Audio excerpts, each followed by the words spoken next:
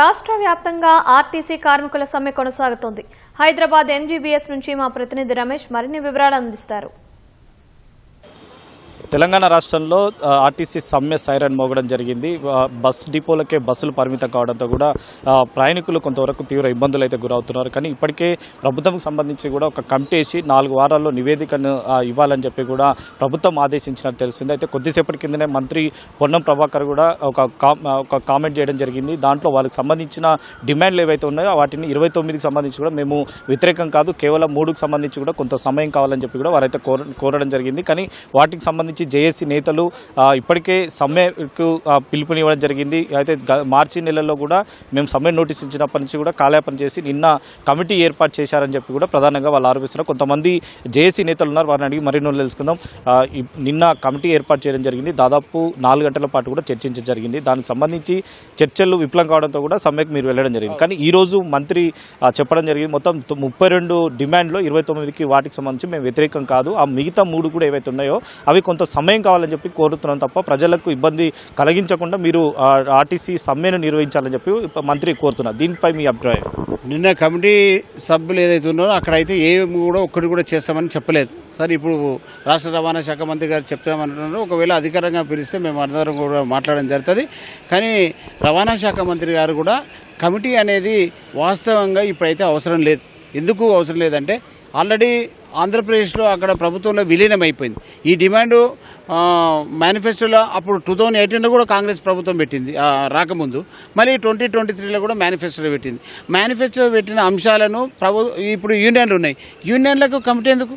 Union ఏంది అది? దాంట్లో ఏమన్నా ఉందా? కమిటీ యూనియన్ ఇవ్వాలన్నా వద్దా అనే చట్టం ఉంది, కేంద్ర ప్రభుత్వ చట్టాలు ఉన్నాయి, ట్రేడ్ యూనియన్ చట్టం ఉంది. యూనియన్లు ఇవ్వమనడానికి కమిటీ ఎందుకు? దానికి ఒక్కసారి ఇప్పుడు ఏమి కమిటీలు వాస్తవంగా రద్దు చేయలే, కానీ రద్దు చేయకుండా అనుమతిస్తలేరు. అనుమతికి ఒక్క నిమిషం పని ఎందుకు? వాళ్ళ యూనియన్ ఎందుకు రిప్రజెంటేషన్ చేయాలని మరి ఏదైతే వెల్ఫేర్ కమిటీలను పెట్టుకున్నారు, మేనేజ్మెంట్ కమిటీలను పెట్టుకున్నారు, వెల్ఫేర్ కమిటీ అని ఇంకో ఎస్సీ ఎస్టీ కమిటీలను కూడా పెట్టుకున్నారు. అటెండెన్స్ ఇస్తారు వాళ్ళకు, అటెండెన్స్ ఇచ్చేమో వాళ్ళకు ఏం చెప్పాలని చూసుకుంటారు.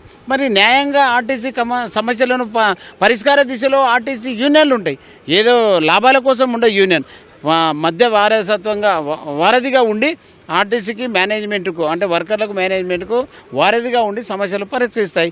మరి అది చేయాల్సి ఉంటుంది. ఇప్పుడు పెంచిన పనిభారం ఉంది, ఒక్కొక్క సిటీలో 7 గంటలు చేయాలి, జిల్లాలో 8 గంటలు చేయాలి, కానీ 10 గంటలు 12 గంటలు 14 గంటలు దానికి సర్క్యులర్ ఇస్తే అయిపోయి కదా, అందరూ చట్ట ప్రకారం డ్యూటీ చేయండి అంటే అయిపోతాయి కదా, దానికి కమిటీలు ఎందుకు? అంటే మీరు అన్నట్టు 32 దాంట్లో 29కి సంబంధించి మేము వ్యతిరేకంగా లేను, 3కు సంబంధించి కూడా ఆర్టీసీలో ప్రభుత్వంలో ఆర్టీసీ విలీనం చేయడం కానీ, తర్వాత మీ యూనియన్లకు సంబంధించి కానీ, తర్వాత డిఏలకు సంబంధించి ఇప్పటికే మేము కొంతవరకు క్లియర్ చేశాము.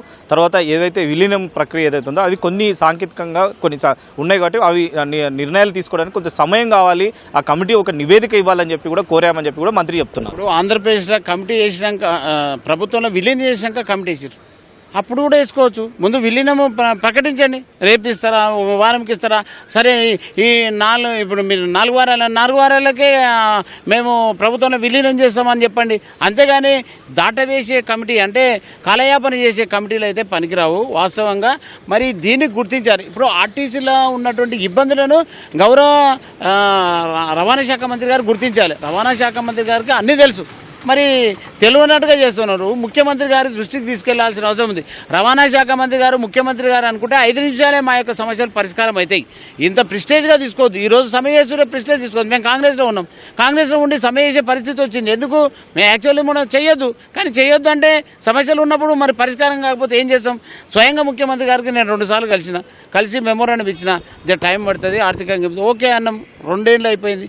మరి రవాణా శాఖ మంత్రికి 4 రోజుల ముందు కలిసినాం, ఒక 3 నెలల ముందు కలిసినాం, మరి రవాణా శాఖ మంత్రి గారికి చాలాసార్లు కలిసినాం. అంటే ఏమవుతుందంటే కలుస్తున్నాము పూర్తిగా వినేటువంటి అంటే యూనియన్లు లేవు ఎందుకులే అని జర కేర్లెస్గా చేయడం జరుగుతూ ఉన్నది. దాంతో ఈరోజు రాష్ట్ర వ్యాప్తంగా ఆర్టీసీ ఉద్యోగులందరూ సమ్మెలో ఉన్నారు. ఏ యూనియన్ కాదు, అన్ని యూనియన్లు సమ్మెలో ఉన్నాయి. దీంట్లో రాజకీయం అనేది ఎలాంటిది లేదు. మరోపక్క ప్రభుత్వం అయితే ప్రజలకు ఇబ్బందులు లేకుండా అనేది కూడా ప్రైవేటు డ్రైవర్లు కానీ ఎలక్ట్రిక్ వెహికల్ కానీ బస్సులు అయితే నడుపుతున్నారు. దీనిపై మరి మీరు ఏమన్నా అభిప్రాయం వ్యక్తం చేసే అవకాశం ఉందా? ఇప్పుడు ప్రైవేట్ వాళ్ళకు కూడా మేము అప్పీల్ చేస్తూ ఉన్నాం. ఎందుకంటే వాస్తవంగా ఆర్టీసీ ఉద్యోగుల సమస్యలు చాలా ఉన్నాయి. ఆ సమస్యలు నెరవేర్చాలని కోరుతా ఉన్నాం. అదేవిధంగా పబ్లిక్ కూడా మేము అప్పీల్ చేస్తూ ఉన్నాం. మేము మహాలక్ష్మి స్కీమ్ వచ్చిన తర్వాత 50 మంది ఎక్కేది 100 ఎక్కుతున్నారు, 150 ఎక్కుతున్నారు. వాళ్ళకు సేవ చేస్తున్నాం.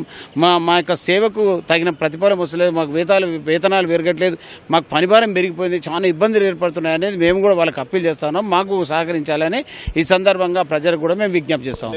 మొత్తం మీద యూనియన్ నాయకులు అయితే ఒకటే చెప్తున్నారు, మాకు కావాల్సిన డిమాండ్లు ఏవైతే ఉన్నాయో ఆ డిమాండ్లను నెరవేర్చేంత వరకు అయితే మేము సమ్మెను అయితే విరమించే ప్రసక్తి లేదు. ఖచ్చితంగా మరొకసారి చర్చలకు పిలిచి చర్చల్లో చర్చించిన తర్వాత వారికి అనుకూలంగా ప్రకటన వచ్చినంత వరకు మాత్రమే ఈ సమ్మె కొనసాగుతాం. లేని పక్షంలో సమ్మె కొనసాగే అవకాశాలు ఎక్కువగా ఉన్నాయని చెప్పి కూడా యూనియన్ నాయకులు అయితే చెప్తున్న పరిస్థితి అయితే ఉంది. వీడియో జర్నలిస్ట్ రమేష్తో రమేష్, ఈటీవీ, హైదరాబాద్.